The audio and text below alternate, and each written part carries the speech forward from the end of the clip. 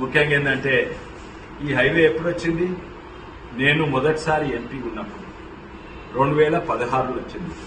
14 September 2016 మేము కాంగనే MP కాంగనే మొదటిసారి MP కాంగనే దీని కొరకు నా హైవే కొరకు నేను జితేందర్ రెడ్డి గారు హైవే కొరకు జితేందర్ రెడ్డి గారు, అట్లనే మన గొడ్డం నాగేష్ గారు, మన సీతారాం నాయక్ గారు, మన బుర్ర నర్సయ్య గారు అందరూ కూడా మేము వాళ్ళ ప్రాంతాలలో హైవే కొరకు పోరాడుతున్నాం.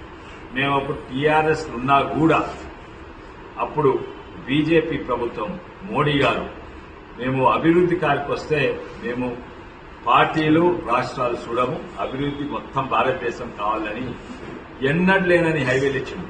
మొట్టమొదటి విడతల్నే 9 హైవేలు ఇచ్చిండు. 1, 2, 3, 4, 9వ మనది, మన చేవెళ్ల హైవే.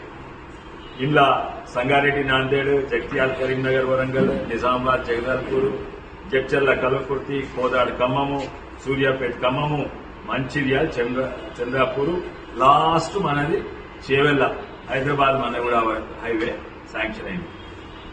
అయితే 9 అన్ని అయిపోయినాయి. నిన్న కాదు మొన్న కాదు, ఎప్పుడో అయిపోయినాయి. దీనికి మాత్రము ఇన్నేళ్లు పట్టింది. 17 అంటే ఇప్పుడు 9 ఏళ్లు పట్టింది. ఎందుకంటే ఈ ఫామ్ హౌస్ ఇక్కడ ఉంది, దానికి రావాలి, ఆ ఫంక్షన్ హాల్ అక్కడ ఉంది, దానికి రావాలి. వాళ్ళ ఇక్కడంతా రియల్ ఎస్టేట్ కదా, నా రియల్ ఎస్టేట్ పోదు కానీ నాకు హైవే రావాలి. అట్లా అన్నట్టు ఓంకర్ టికెట్ తిప్పి డీలే చేసింది. సరే మొత్తానికి అయింది. అయినా కూడా యాక్సిడెంట్ తక్కువ అయినందుకు నేను ఎన్నో లెటర్లు రాసినాను. ఇవన్నీ కూడా ఇక్కడ ఉన్నాయి. మొట్టమొదటి నేను లెటర్ రాసిన ఏంటంటే, మొట్టమొదటి లెటర్ గారికి ధన్యవాదాలు చెప్తూ, thank you for the approval of the project proposal Telangana. We look forward for early sanctioning. అంటే అనౌన్స్ చేసినని మళ్ళా 17లో శాంక్షన్, పైసలు శాంక్షన్ అయింది.